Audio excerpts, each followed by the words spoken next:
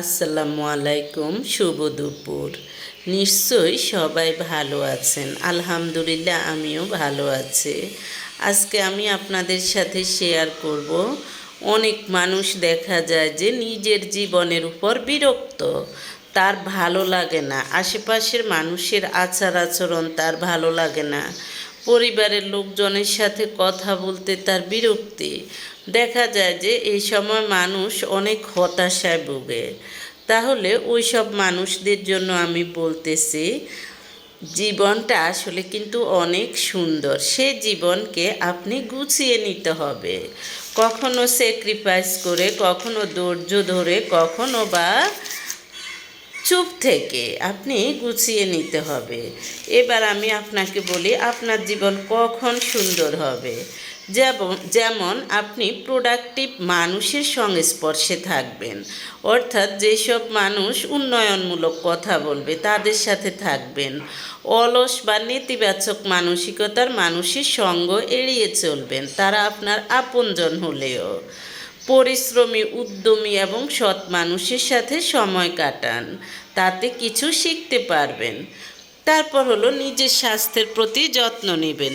শরীর সুস্থ মানেই সুস্থ মন। তাই নিয়মিত ব্যায়াম করুন, জিমে যান, বাড়িতে অনুশীলন করুন। মাত্র 6 মাসে আপনার শরীরে ইতিবাচক পরিবর্তন দেখা যাবে। তারপর সফল ব্যক্তিদের অভ্যাস অনুসরণ করুন।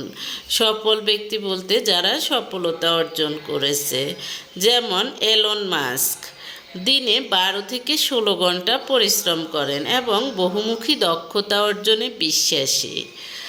তারপর হলো নাম্বার 2, স্টিভ জবস অপ্রয়োজনীয় কাজ এবং কথা এড়িয়ে চলতেন। নাম্বার 3, বিল গেটস প্রতিদিন নির্দিষ্ট সময় ধরে নতুন কিছু শেখার জন্য ব্যয় করতেন।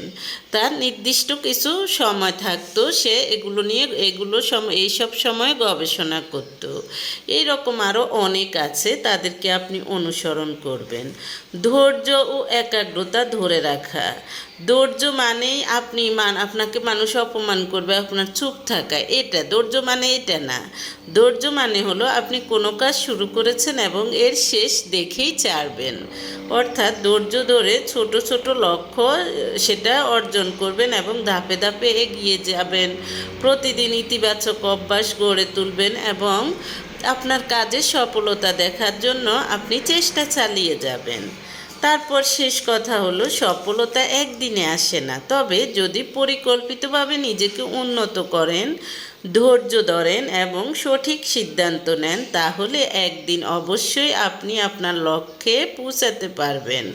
পরিশ্রম করুন, দক্ষতা অর্জন করুন এবং অপেক্ষা করুন, সাফল্য আসবেই। শুনতে খারাপ হলেও আপনার কাছের অনেক মানুষ আপনাকে খারাপ দেখতে চায়। তারা চায় সহানুভূতি নামক মলমের তলে একটু কাটা গায়ে নুনের ছিটা দিতে। আপনি তাদেরকে সেই সুযোগটা দিবেন না, অযথা তর্কেও যাবেন না, বোঝাতেও যাওয়ার কোনো প্রয়োজন নেই। কারণ আপনজন মানে যে আপনার ভালো চায় তা কিন্তু নয়। অনেকেই আছে আপনাকে খারাপ কিছু বলবে, সব কথার উত্তর দিতে যাবেন না। জীবন থেকে কিছু দেখা যায় যে আপনার জীবনে কিছু মানুষ আসবে আবর্জনা ছড়াতে, তাদেরকে এড়িয়ে চলবেন। তাদেরকে আগাছার মতো উপড়ে ফেলে দিতে হবে।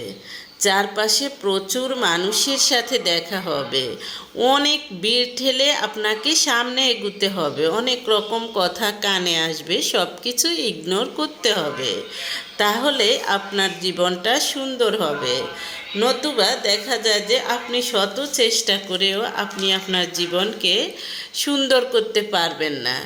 তাই জীবনের প্রতি কখনো অনীহা আনবেন না। দেখা যায় যে অনেক মানুষ বলে, হ্যাঁ আল্লাহ আমাকে কেন নিয়ে যায় না, আমার বাঁচতে ইচ্ছে করে না। এইসব বলাটাও পাপ, কারণ আল্লাহর যখন সময় হবে আল্লাহ তখন তাকে নিয়ে যাবে আল্লাহর কাছে। এটা যারা চায় তাদেরকে আল্লাহ পছন্দ করে না। আপনি আল্লাহকে খুশি করেন, আল্লাহ পছন্দ করে এমন কাজ করেন, তাহলেই ভালো।